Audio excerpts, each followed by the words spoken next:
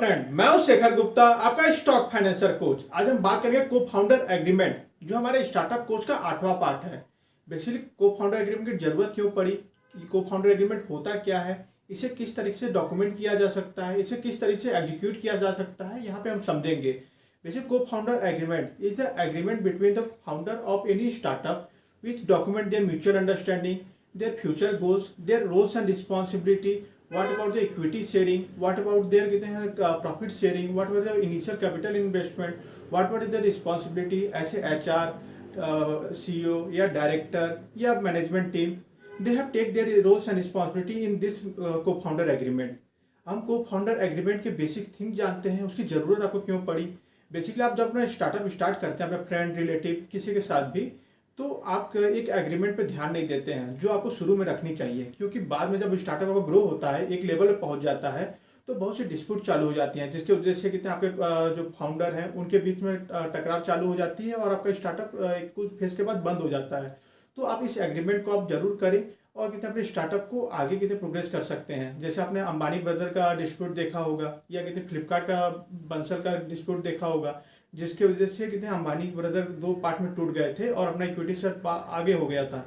तो ये एग्रीमेंट जब होता तो वो ऐसा प्रॉब्लम नहीं आती कि किसका कितना इक्विटी शेयर है, कितना कितना परसेंटेज आप लेके निकल सकते हैं, क्या कैपिटल इन्वेस्टमेंट आपका रहेगा, क्या प्रॉफिट शेयरिंग रहेगी, क्या कितने उस इक्विटी में कितने हैं, आपको कितना डाइल्यूट कर आप बाहर निकलना चाहें, क्या एग्जिट ऑप्शन है अगर आप कंपनी को छोड़ के जाना चाहें, तो सारी चीज़ें मेंशन रहनी चाहिए उस एग्रीमेंट में। तो इसके एसेंशियल पार्ट क्या है, बेसिकली इसमें देखा जाता है कि आप इसे कुछ तरीके से डॉक्यूमेंट कर सकते हैं, पर कुछ इंपॉर्टेंट कंपोनेंट वो मैं आपको डिस्कस कर देता हूँ। पहला क्या, बैकग्राउंड।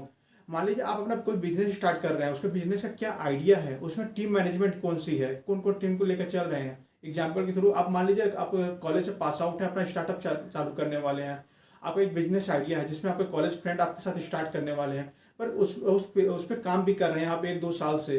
पर कितने कुछ फाउंडर का ये होता है कि मेरा उनका मोटिव कुछ और चेंज हो जाता है, कुछ और आइडिया के साथ अपना आगे चलना चाहते हैं। तो वो उनको पहले आप अलग कर लीजिए, आप एक टीम बना लीजिए, उसे डॉक्यूमेंट कर लीजिए, हाँ ये मेरी टीम है, ये मेरा बिजनेस आइडिया है, इस बिजनेस में मैं वर्क करना चाहता हूँ। ये सारे वो सब डॉक्यूमेंट आप मेंशन करने पड़ेंगे आपको। दूसरा आता है हमारा रोल्स एंड रिस्पॉन्सिबिलिटी। बेसिकली आप जब एक टीम में वर्क करते हैं तो वहाँ पे अलग अलग डोमेन के लोग रहते हैं। कोई प्रोडक्ट टीम का रहता है, कोई मार्केटिंग टीम का रहता है, कोई सेल्स टीम का रहता है, कोई फाइनेंस का रहता है, कोई लीगल का रहता है। तो आप उनकी रिस्पॉन्सिबिलिटी अलग कर लीजिए कि उनका रोल्स क्या रहेगा, कि कोई कौन सीईओ रहेगा, कौन एचआर रहेगा, कौन मैनेजर रहेगा, कौन डायरेक्टर रहेगा, किसको प्रोडक्ट डेवलपमेंट टीम में रखा जाएगा, किसे कहते हैं मार्केटिंग टीम में रखा जाएगा, किसे सेल्स टीम में रखा जाएगा, किसे फाइनेंस टीम में रखा जाएगा, किसी लीगल टीम में रखा जाएगा। अब एक डॉक्यूमेंट में टोटल आप इसे मेंशन करने पड़ेंगे।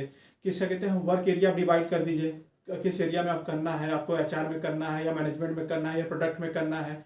और सब कहते हैं डेस्टिनेशन प्रोवाइड कर दिया, कौन सीईओ है, कौन मैनेजर है, कौन एचआर है, कौन डायरेक्टर है, और कितने किसके पास कितने डिसीजन मेकिंग पावर रहनी चाहिए। मान लीजिए कितने जो डायरेक्टर है उनके पास रहनी चाहिए, सीईओ के पास रहनी चाहिए, कितने मेंबर के पास क्या रिस्पॉन्सिबिलिटी रहेगी, तो उसके हिसाब से आप डिसीजन पावर में कोई भी एक फाइनल कॉल रहेगी, उसके लिए भी एक पर्सन डिसाइड कर लीजिए। कौन वो पर्सन रहेगा जो कहते हैं आखिरी डिसीजन लेगा, जो आप किसी डिसीजन पे आप नहीं आ पाए तो फाइनल पर्सन उस डिसीजन को ले सकता है। तीसरा हमारा है इक्विटी शेयरिंग।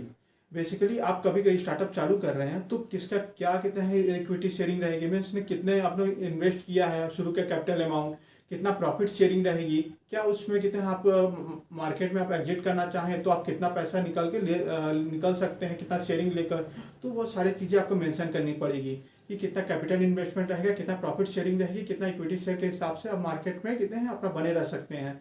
इसमें 2 कंडीशन आती है।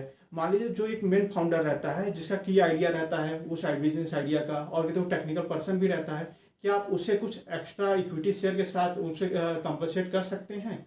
अगर कर सकते हैं तो उसे कीजिए, क्योंकि वो कितना आपका मेन फाउंडर ही रहता है।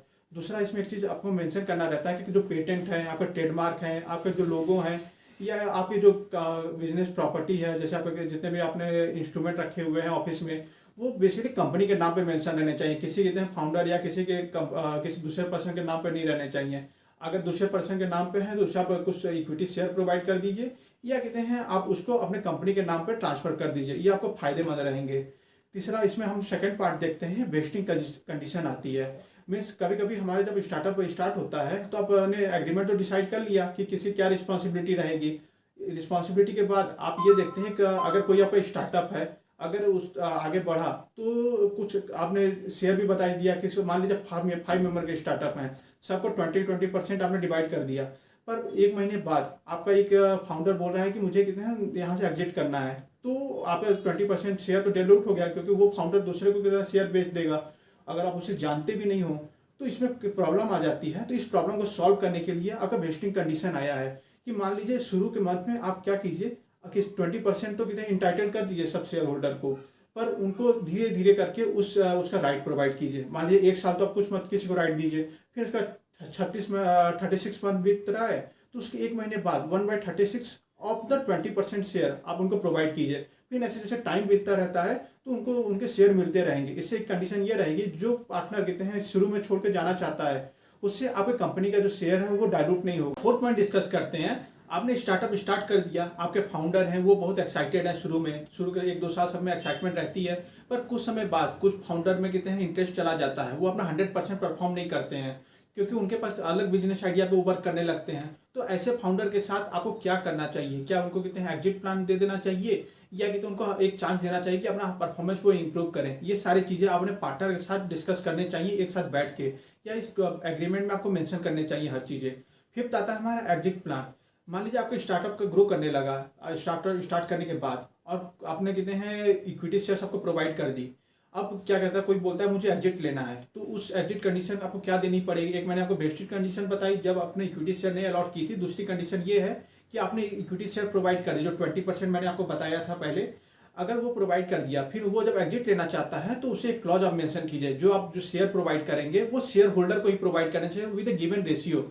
आप किसी बाहरी को कितने वो शेयर नहीं अपने देंगे। ये दूसरा चीज, आपको एक नॉन कम्पिटिटिव क्लॉज लेना पड़ेगा कि आप वो सेम बिजनेस आप जाकर बाहर हमें कंपटीशन देने के लिए नहीं स्टार्ट करेंगे। ये चीज़ें उन्हें आपको मेंशन करनी पड़ेगी इस एग्रीमेंट में।